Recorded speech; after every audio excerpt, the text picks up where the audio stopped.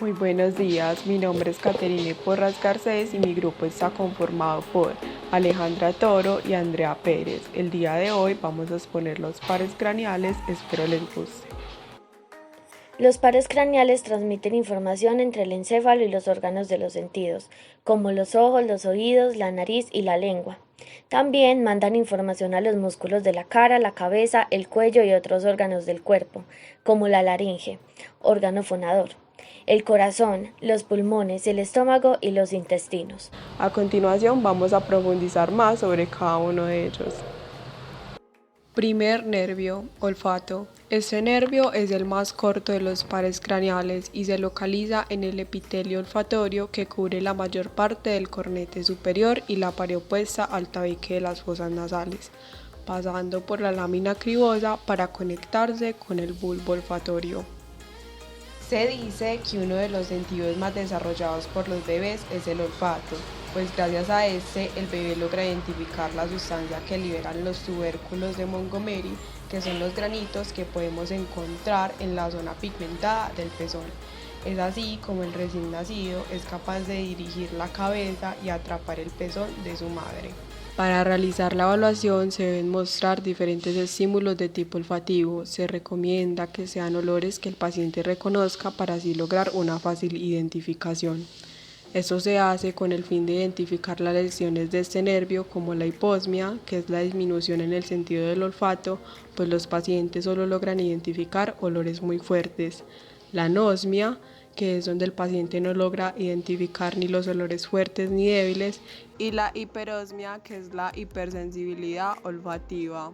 Nervio óptico. Este elemento nervioso, junto con todas sus fibras, se origina en la retina del ojo, específicamente en una de sus células llamadas preganglionares, que son conocidas porque descienden del sistema nervioso central.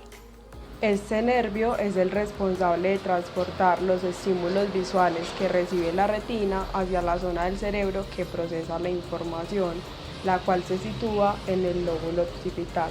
Por lo tanto, cualquier lesión en alguna de sus ramificaciones puede producir ceguera parcial o total del ojo. Tercer par craneal, oculomotor o motor común. El tercer par craneal se origina en el mesencéfalo e inerva los músculos extrínsecos del ojo, como el globo ocular, que es el encargado de proporcionar oxígeno y sustancias nutritivas a la retina, el elevador del párpado superior, el recto superior, que es uno de los 6 músculos que controla el movimiento del globo ocular, el recto medial, que es el que permite girar el ojo hacia la nariz, y el ovículo inferior. Este nervio tiene una función motora y parasimpática, es uno de los nervios que controla el movimiento ocular y se encarga del tamaño de la pupila, ya sea en miosis, que es cuando ésta se contrae, o en midriasis, que es cuando ésta se dilata. Nervio número 4, troclear. Este nervio se encuentra en la parte anterior de la sustancia gris del mesencéfalo caudal y por debajo del nervio oculomotor. El nervio troclear, al momento de salir del mesencéfalo, se decusa y luego pasa a inervar el músculo ovículo superior del globo ocular. El nervio troclear es el encargado de inervar solamente al músculo ovículo mayor del ojo, es decir, que ese es el que nos permite la realización de los movimientos oculares. El quinto par, conocido como el nervio trigémino, está ubicado aparentemente en la cara lateral de la protuberancia. El nervio trigémino es uno de los nervios más grandes que se origina en la protuberancia y contiene fibras sensoriales como también motoras. Su nombre lo recibe porque abarca 3 áreas, la oftálmica, el maxilar y la parte mandibular. Al ser un nervio sensorial y motor e inervar músculos masticadores, permite controlar el movimiento de masticación. También recibe la información de dolor de la parte interior de la lengua, piezas dentarias y la cara en general. La neuralgia del trigémino es la enfermedad más habitual causada en este nervio. Es un trastorno de dolor crónico que se puede evidenciar en actividades normales como lo son cepillarse los dientes, lavarse la cara o incluso maquillarse. Esta enfermedad se caracteriza por no poder soportar ningún tipo de estimulación en el rostro, por muy suave que éste sea. El sexto par, conocido como el nervio abducens, se localiza debajo de la parte superior del cuarto ventrículo del cerebro, concretamente cerca del colículo facial. El nervio abducens es un pequeño nervio motor que inerva el músculo rectolateral del globo ocular. Es el responsable del giro del ojo en el plano horizontal, alejándose de la línea media de la cara. Se denomina abducens porque realiza la abducción del ojo. El séptimo par, conocido como el nervio facial, surge del tallo cerebral, justo entre el puente troncoencefálico y el bulbo raquídeo. El nervio facial es un nervio craneal mixto, es decir, contiene fibras sensitivas como también motoras. Se origina en la parte inferior del puente troncoencefálico, generando una inervación en las tres partes del rostro, la oftálmica, la maxilar y la mandibular. Tiene como función recibir la información sensitiva del rostro y los impulsos gustativos de la parte anterior de la lengua. Y como función motora se encarga de la expresión facial y el control de la glándula lagrimal. El bulbo coclear, también conocido como el nervio auditivo, se encuentra en los ganglios periféricos. Por su parte, el nervio coclear comienza en el ganglio corte y el vestibular en el descarpa. El nervio auditivo, también llamado nervio vestibulococlear o nervio estatoacústico, es el octavo de los 12 nervios craneales. Se conecta en el oído interno en los canales vestibular, coclear y timpánico. El nervio vestibulococlear es de tipo sensorial y es el responsable del equilibrio y la percepción de sonidos, rotación y también de la gravedad del cuerpo. El nervio glosofaríngeo es el noveno par craneal, el cual está ubicado en el surco lateral del bulbo raquídeo y se une con la parte posterior de la lengua para generar el componente sensitivo y con la faringe para realizar su función motora con la deglución del alimento. El nervio glosofaríngeo es el encargado de recibir los impulsos gustativos del tercio posterior de la lengua, el cual proporciona una inervación secretomotora a la glándula parótida e inervación motora al músculo estilofaríngeo, el cual retransmite cierta información al cerebro desde las amígdalas palatinas. Bueno, la función de este nervio es controlar la presión arterial, la deglución del alimento y la sensación de la lengua. Nervio vago. Este es el número 10 de los pares craneales. Este es el más grande que poseemos y también se origina en el bulbo raquídeo e inerva la faringe, el esófago, la laringe, la tráquea, los bronquios, los pulmones, el corazón, el estómago, el vaso, el páncreas, el hígado, entre otros más. Este abandona el bulbo raquídeo y pasa por la oliva y luego viaja a los órganos diana, donde empieza a cumplir su función.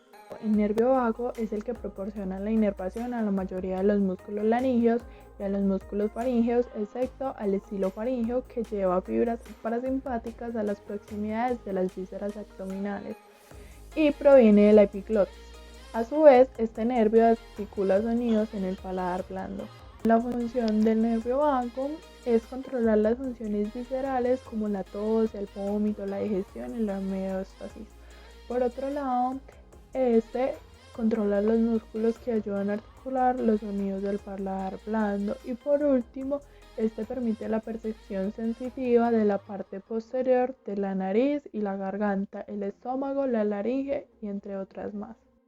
Una de las enfermedades del nervio vago es la artrosis cervical, que presenta varios síntomas como las náuseas, los vértigos, los mareos, el dolor de cabeza, el insomnio, la sudoración, las manos o los pies fríos, ritmo cardíaco irregular. Nervio de accesorio o espinal es el 11º nervio craneal, que es un nervio motor que se une a una raíz craneal y a una espinal. Este sale del bulbo raquídeo e inerva los músculos esternocleidomastoideo y trapecio. Una raíz craneal y espinal formada por un tronco que asciende y sobrepasa el agujero occipital y sale de la cavidad craneal por el agujero rasgado posterior hacia el espacio retroestileo.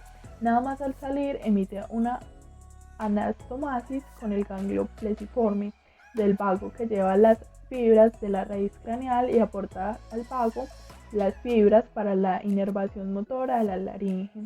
El nervio cruza el espacio retroestileo hacia abajo y hacia arriba. Bueno, la función de este nervio es permitir los movimientos del músculo tanto del hombro como del cuello y la rotación de la cabeza.